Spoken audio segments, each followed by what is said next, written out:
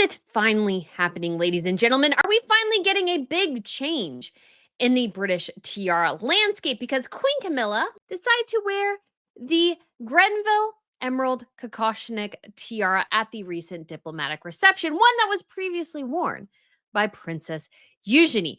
And I can't help but ask and wonder, oh my gosh, are we finally going to get the change I have been hoping for so long? Because I suggested last year that that might be the case. Unfortunately, it was not correct. But with this latest edition, I can't help but get very excited for what the future might hold. So we are going to get into this all today. But if you guys haven't been to Royal Fashion News before, my name is Brittany, and this is the channel for all those who have an immense passion for royal fashion. So if you guys want to hit that subscribe button, I would absolutely love to have you back. And my friend got me this, so I'll link the Etsy shop where I got this before down in the comments below. But this is one of my favorite pieces, which is the Greville Emerald Kokoshnik Tiara. And it has sort of an interesting history because we really didn't know this piece existed until it showed up on the head of Princess Eugenie for her wedding back in 2018. This one had been very much hidden in the vault, not brought out, because the British have always had a very tricky system, which is that pretty much, except for Her Majesty the Queen, everybody has tiaras they are lent. So they don't own them, they are lent them by the crown when it comes to the main line of succession of the Windsors. So this excludes the Kents and the Gloucesters. So this main line of the family, they tend to just have one or two tiaras that they can use, and that's sort of it. And it's a sort of boring system because the Brits have so many tiaras to choose from that it makes sense to actually have a system where people can basically go in and, while there are exceptions, choose the tiara they wish for a particular event if it fits their outfit, fits their style, what have you. But we haven't seen that instituted yet. Again, Queen Elizabeth, I think, very much was pulling from the court of Queen Mary, which again is you are given what you are given. If somebody lends you something, they lend you something. But pretty much everybody sort of wears the same pieces except for the Queen. And I hate to say it, but it is a very boring system because you can almost guarantee anytime a royal shows up, particularly somebody like Catherine, is that it's always going to be Queen Mary's Lover's Knot tiara. Now, while it looks fantastic on her, it looks amazing on her, it can tend to get a little dull. It can tend to get a little dull. And we had a glimpse last year of like two instances where I thought, maybe even three, if you go back to very late 2023, where maybe things were changing. And the first big change, of course, we saw was Catherine, the Princess of Wales, wearing the Strathmore Rose tiara. And that is one I had been waiting to see for so long. And I was so mad that we got zero good pictures of it from that particular event. And I was hoping with that change, we would see something greater happen in the future because the British vault, again, is so vast that I want to see more because we have the Tekken crest. We have the turquoise, perhaps. There are a lot of tiaras, Marie Fedodorovas, sapphire bandeau, Queen Mary's bandeau. There are so many within the vault that could be brought out if given the chance. And I was thinking with the addition of Sophie, the Duchess of Edinburgh, later in 2024, wearing the lotus flower tiara, that maybe things might be switching up. Because the lotus flower tiara was previously worn by Catherine, and you can actually see in the pictures that Sophie is still wearing Catherine's brunette velvet base for the tiara. They wrapped sort of the base of the tiara in velvet to make it fit better on the head. So they had done that for Sophie. So maybe it seemed like a last minute choice or something because they didn't adjust it for her. Because when we see other royal families, they tend to change things up and switch things around. They tend to be very liberal with who gets to use what tiara when. This is the case in the Swedes and the Dutch. So because of that, it just got people curious. And then we saw Queen Camilla wearing the aquamarine ribbon tiara at the diplomatic reception. And I began thinking more, yes. Things are changing because previously, again, people are given a couple tiaras, one or a couple, and that's the one they wear. But obviously, Sophie used a tiara Catherine had previously worn. Now Her Majesty the Queen was using a tiara that previously Sophie had worn and used. But then the rest of 2025 was a profound disappointment because it seemed to go back to the status quo, which is that Sophie pretty much wore her aquamarine necklace tiara, which isn't that impressive. We also had Catherine in both of her tiara appearances this year wearing the Lover's Knot tiara. And Queen Camilla twice has worn the Belgian sapphire. And so I was like, okay, we're starting to get back into the territory of a little bit dull. But then Queen Camilla decided to bless us with a big surprise, which was the Greville tiara, the Greville Emerald Kokoshnik Tiara. Again, the one that Princess Eugenie wore at her wedding. So this one I have here. You can't tell that the stones are green. So let me put it up. And this is actually really, really amazing quality and work here. Obviously, it is not real, but it looks amazing, guys. The metalwork here is actually really, really impressive.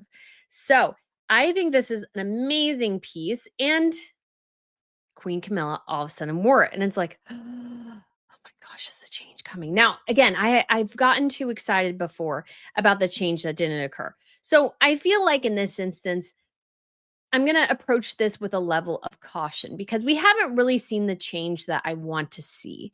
Because for, I think, the British vault to really have, let's say, its grand debut in a lot of ways, we need to see more of the pieces. And there are arguments that I see that some people say, well, you don't want them to seem too rich. And it's like, they're royals. This is like 100 years old. Not this one, but the one that Queen Camilla wore is 100 years old. It's not like they're buying them now. The money has already been spent.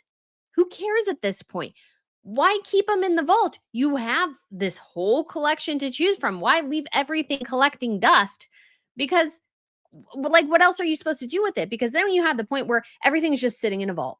Nobody's using anything. It's just all sitting in a vault. I'm like, okay, that's a little dull there. And then I did also see some comments going, ooh, is this Queen Camilla making a jab at Eugenie? And the answer, of course, is absolutely not. Eugenie never owned this tiara. And yes, we did have a system where women tended to wear a tiara that would, like, they were lent and that was it. But given that Eugenie and Beatrice, neither one of them are working royals, neither one of them will probably ever see or participate in a state visit. And the last time Princess Beatrice wore a tiara, she wore the York tiara that belonged to her mother. I just don't see that being an issue. However, what I do think is very exciting and what I want to see is more expansion. Allow more sharing with some of the lower level tiaras in the collection. Of course, Queen Camilla can put several aside, and there are several within the British Royal Collection that I think should belong and be worn only by whoever Her Majesty the Queen is. However, beyond that, all I can think of is please open the vaults. Let us see some of these other incredible and amazing pieces. Don't put baby in a corner. Just don't. Put the tiaras on the ladies. Allow them to share. Because what is so fun, I feel like, about the Swedes and the Dutch, actually, who both have big tiara events in December. The Netherlands is hosting the state visit by Finland. And then you have the Swedish Nobels, of course, which is a huge part of the royal calendar every year. And every time they come out, I don't know what the ladies are going to wear. I have no idea because we don't know, because they can pretty much choose anything. Now, when it comes to Queen Sylvia, of course, there are a couple set aside for her. And when it comes to Crown Princess Victoria, she sort of has the exclusive use of the bottom fringe tiara. Other members in her family have worn it, but because she's a crown princess, and it's been sort of implied in various reports that it's a tiara that's only really worn by the crown princess, she's the one who wears that. But pretty much anything else, it's fair game. Princess Madeline this year debuted the Edward Ruby tiara, which we haven't seen on anybody really but Queen Sylvia. That's like, oh, I didn't know other people in the family could wear that. But then she debuts it. And then we have the aquamarine Kokoshnik. We have Madeline's modern fringe, which is personally owned by her now. We have the cameo tiara, which only really the Queen has worn, but Victoria has worn it as well at her wedding. We have the amethyst tiara, like so many different pieces. And you just don't know, oh, all the button tiaras, which we haven't seen much of those in recent years. All of those tiaras can be worn by pretty much any woman in the family. anybody can choose. And that's what I think makes it so fun. Same with the Dutch. They have a very, very liberal sharing system. And in fact, both Queen Maxima and Catherine Amalia have worn the Dutch Ruby Mellorio tiara. And they can both wear it because there's not such a strict restriction on who can wear what. Everybody, with, of course, some limited exceptions for the Queen, are free to pretty much pick whatever they want within the family. And the Brits, I so want them to adopt that system. Again, this latest outing by Queen Camilla shows not only that I think she wants lower profile pieces for this diplomatic reception, but that sharing and, let's say, some more playing might be coming in the future. I was hoping that would happen this year. It didn't really, but this gives me hope that maybe, just maybe, things are changing, and they should. And to follow up with this video, we will be exploring what tiaras I think Catherine should choose next. Because yes, we got the Strathmore Rose from her, but I want to see more. I would love to see the Strathmore Rose again too, because unfortunately we got really crappy pictures of it. But I'm hoping, guys, we see oh so much in the future. And I hope that Queen Camilla is on board with things changing, because, guys, things, they just have to change. Otherwise, it's just going to get, and it is sometimes, a bit boring. But guys, let me know what you think about this new surprise from Camilla. Do you think it looked good on her? I did, but I want to get your thoughts too. Thank you so much for watching, and we shall speak again very soon. Get ready for part 2 coming next week. All right. Talk to you later, guys. Bye. We don't count the carats, we count the centuries.